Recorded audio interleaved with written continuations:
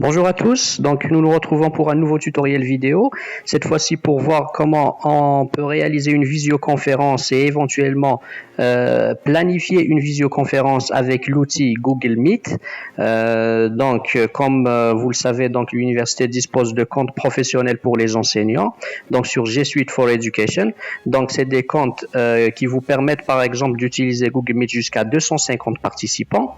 Donc nous allons voir en quelques minutes, c'est vraiment très simple. Donc sur le site de l'UMMTO, toujours ummto.dz, donc allez vers la messagerie, se connecter à votre compte. Voilà. Là, on a donc Gmail. On va sur... donc on va voir d'abord comment planifier une visioconférence. Donc on va sur Agenda. Donc sur notre agenda, nous n'avons qu'à choisir une date. On va dire qu'on a une visioconférence prévue mardi, donc on va dire à 10h.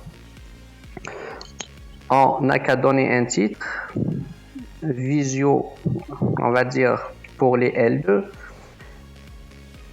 Puis dans la ligne Meet, ajouter une visioconférence Google Meet. Je clique dessus. Et là, je vois le lien. Vous voyez le lien meet.google.com/ etc. Donc tout ça, c'est le lien qu'il faudra partager avec vos étudiants. Donc on voit très bien ici qu'avec les comptes de l'université, on peut aller jusqu'à 250 participants, alors que c'est limité à une centaine avec les comptes Gmail classiques. Donc une fois qu'on a le lien, on n'a qu'à le copier, à l'envoyer ou à le mettre sur l'espace de cours Moodle par exemple pour qu'il soit visible et accessible à tous les étudiants concernés, et on clique sur enregistrer. Donc là, le mardi 25 à 10h, vous n'aurez qu'à rejoindre directement votre visioconférence. Là donc c'est pour planifier votre visioconférence sur Agenda. Ça pourrait être pratique, mais si vous voulez organiser directement une visioconférence, donc on n'a qu'à cliquer sur Meet, donc rejoindre ou démarrer une réunion. On saisit le nom de la réunion. On va dire par exemple que c'est une visio pour, on va dire, les L2. Donc, continuer.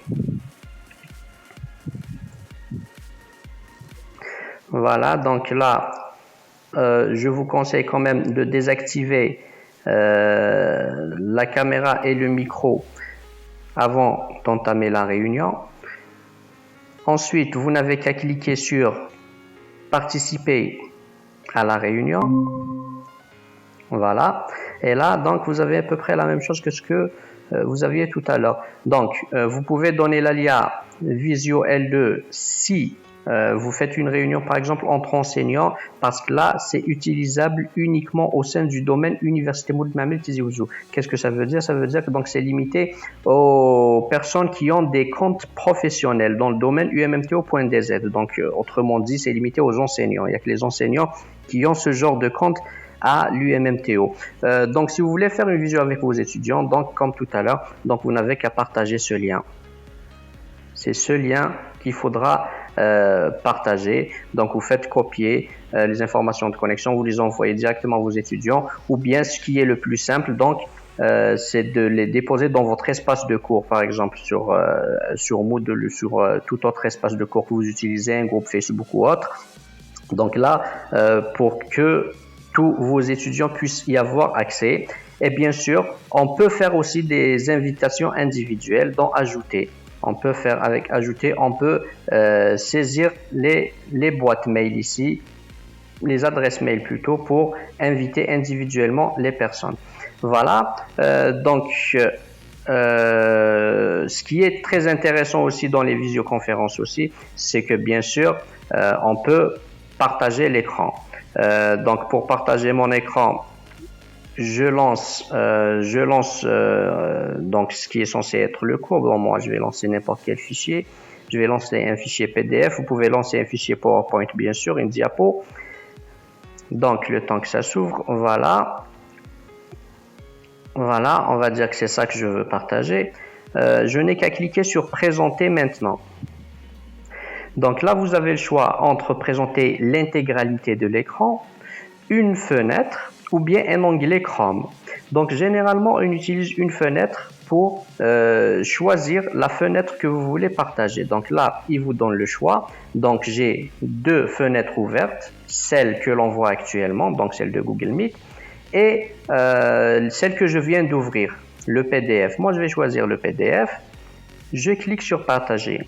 Donc là, il y a le PDF qui s'ouvre avec un petit message en bas. Donc Meet partage une fenêtre. Donc vous avez le choix d'arrêter le partage quand vous voulez.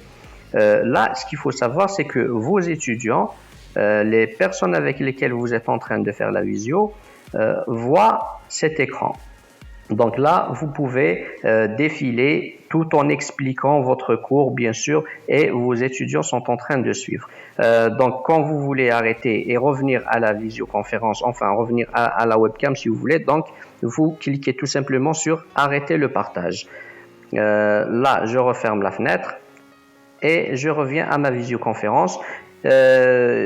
Il va sans dire bien sûr que vous devez activer le micro pour que vos étudiants vous entendent. Vous avez le choix également d'activer votre caméra, mais bon, je vous conseille de demander à tous les participants d'éteindre leur caméra au moins au début pour éviter de consommer inutilement la bande passante. Voilà un petit peu